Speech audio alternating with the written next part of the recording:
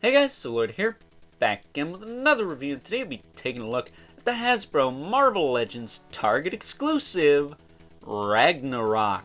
Now before we get into it here, let's first take a look-see at both the front and the back of the packaging. So without further ado, let's get into it. Now before we get into the meat and taters of this review, Ragnarok does come with a few accessories. First up, Ragnarok does come with two interchangeable heads and two interchangeable left hands, the first of which is this more Terminator-esque head and hand. The second of which is this more traditional style Thor head, albeit with red eyes and non-robotic left hand. Now, apparently this guy was supposed to come with an alternate right hand as well, missing some of the synthetic skin on it, so it's supposed to be half robot, half human. Not sure what's up with that, but I have an idea of why that wasn't included. We'll get into that in a minute. Next up, Ragnarok does come with Thor's trusty hammer Mjolnir. I mean, it's technically not his, right? That said, as you can see, it has the inscription engraved on it saying, "He who is worthy of wielding Mjolnir shall possess the power of the mighty Thor." And last but certainly not least, Ragnarok does come with this super awesome spinning Mjolnir effect piece, just like Jack Kirby used to do. And you guys know, anything Jack Kirby gets bonus points on this channel. That said, going back to that alternate right hand thing, I think the reason they chose not to include that with this figure is because the right hand this guy came with is heavily detented, not only in the hinge joint but also in the rotation. That said, the rest of the arm's articulation is a bit loose to maintain the weight of this thing, so take with one hand, give with the other, I suppose. It is what it is. You guys know how Legends work. It's a 50-50 chance you're going to get one that's tight or one that's loose. That said, for added fun factor, the spinning Mjolnir effect piece does also spin like a pinwheel, so if you're like me and are easily amused, you will spend hours spinning it around like a 2-year-old. So with that being said, time to move on to the aesthetic and articulation. Taking a closer look at good old Ragnarok here, aka not 80th Thor. Jokes aside, as I said before during the accessories segment of this review, you could totally use this as a stand-in for 80th Thor if you missed out on that figure. It is essentially the same thing with slightly different colors and paint apps. That said, I would have liked a little bit more Ragnarok with this guy. Maybe instead of just a robotic hand, maybe the whole arm. They did make that, is it Unworthy Thor with the metal arm there? I wonder if that would fit on this figure. Let me know in the comments below if you are able to swap here at the bicep with that figure, because that would be kind of cool. To have like a metal arm and maybe even a different cape. Have it blowing the other way. Again, as I said before in accessories, I think that would help the spinning hammer effect, hold it up a little bit, but I digress. Still a really cool release. I don't review a ton of Legends anymore, but I had to pick this one up because it's been a while since I really bought a Legends. The last one I bought was Despair, I think, and that was several weeks ago now. And B, I really like Thor. Thor is an underutilized character in the Legends line, much like my boy Doctor Strange, so it's nice to see him get some love, especially after all the would-be, wannabe MCU characters that I could really give a rat's ass about, to be completely honest with you. But as far as articulation on this figure goes, if you have the 80th Thor, you know exactly what you're getting here. He has the swivel and hinge in the head, and the head pops off pretty easy, so be mindful of that. Should also be worth noting that unlike the 80th Thor, the wings were not as pinched on this release. They're nice and spread out. They look really good, so take that for what it's worth. I don't know what you prefer in your Thor helmet, but I like the wings spread out a little bit. It's a little bit more Jack Kirby that way. Shoulders, rotate, hinge out to the side, pretty far past 90, just about. He's got a bicep swivel, double joint at the elbow. Which I'll tell you what, this arm is actually a little bit tighter than the other one, at least on mine. But still, I don't think it's tight enough to hold that effect piece. So, yeah, it is what it is. It does have a swivel at the wrist with a hinge. And then on this side, actually, this hand is relatively easy to pop out too. And it's super gummy. I don't think that really matters because it is an open robot hand. But, you know, word to the wise. But on this side, the bicep is a little bit looser. The elbow's a little bit looser. Mostly because he's been holding up that effect piece for the URL I took for this video. But it should be worth noting the hand here is actually detented.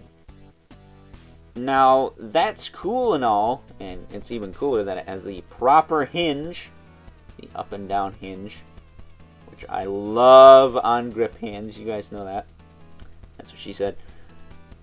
But really, this bicep should have been detented as well, along with the shoulder, or at least stronger at the very least, because they're just too weak to hold that spinning hammer effect piece. So while it's the thought that counts, and it's really cool that Hasbro decided to include it, especially at the deluxe figure price point this guy goes for, it just kind of falls flat because of the overall QC of this figure. Which really, it's because it's a recycled mold, to tell you the truth. Because the 80th Thor, I think he'll be able to hold that effect piece just fine. His hand is not detented, but his bicep's a lot tighter, his elbow's a lot tighter, his shoulder's a lot tighter, so he should be able to hold it no problem.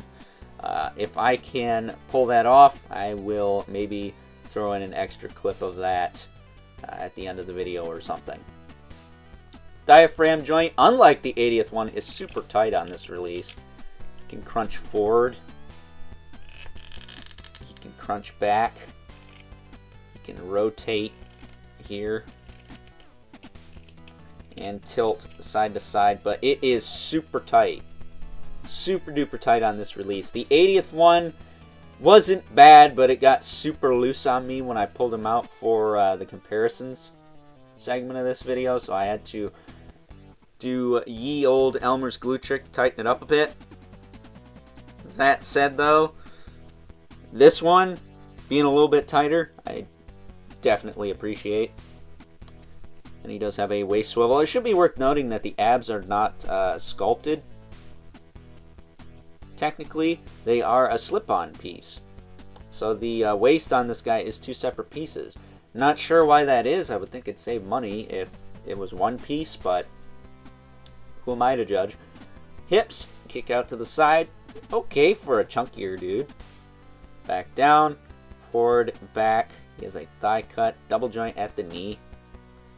Works pretty well. He's got a little bit of gumminess in the knees, but so did the 80th one.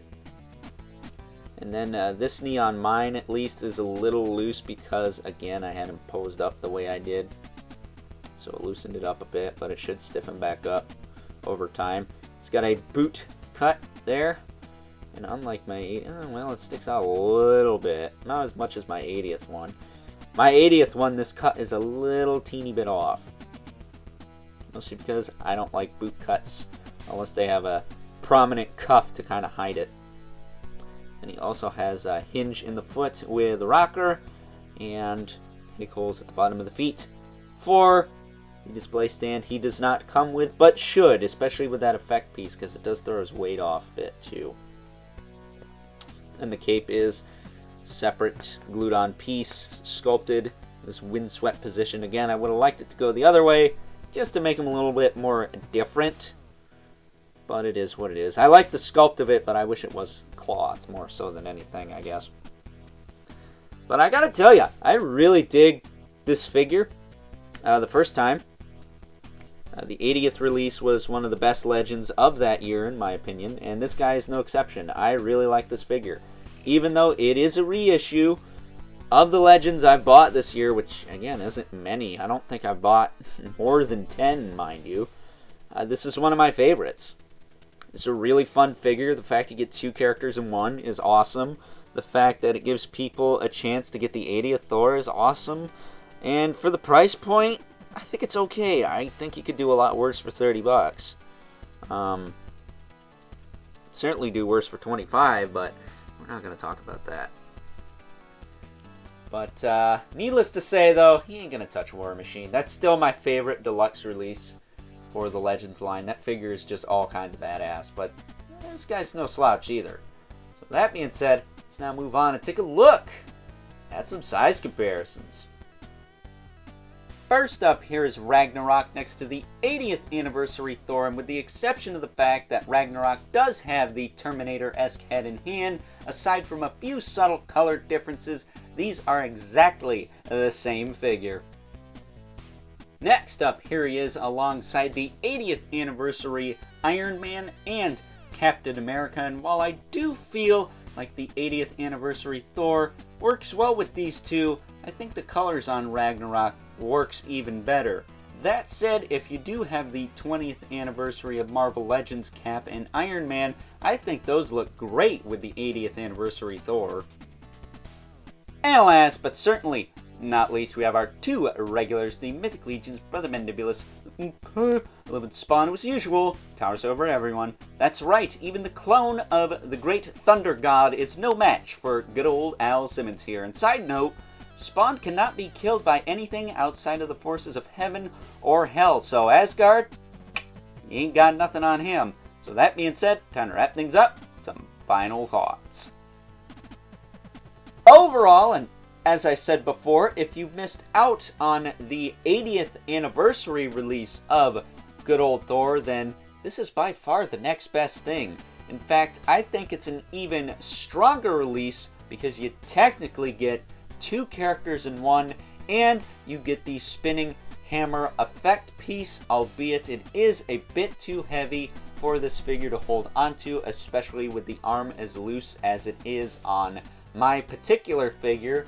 Your results may vary, that's just how it goes with Legends, but for the price of 30 bucks, I think you're getting what you pay for here, and considering the fact that the 80th Thor is probably going for more than that on the secondary market nowadays, I don't think you could go wrong here. I think this is a really, really solid release from the Marvel Legends line for those of you who missed out on that 80th Thor. So for that, and that alone, I would highly suggest you try and track this guy down and add him to your Legends collection as soon as possible. If you need a Thor, that is.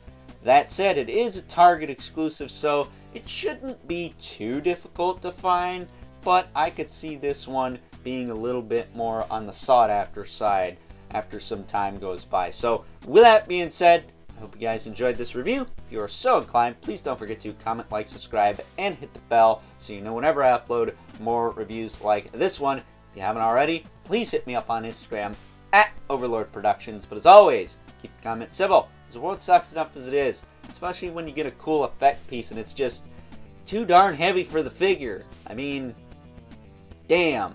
It's the thought that counts, I guess. Until next time, catch you guys later.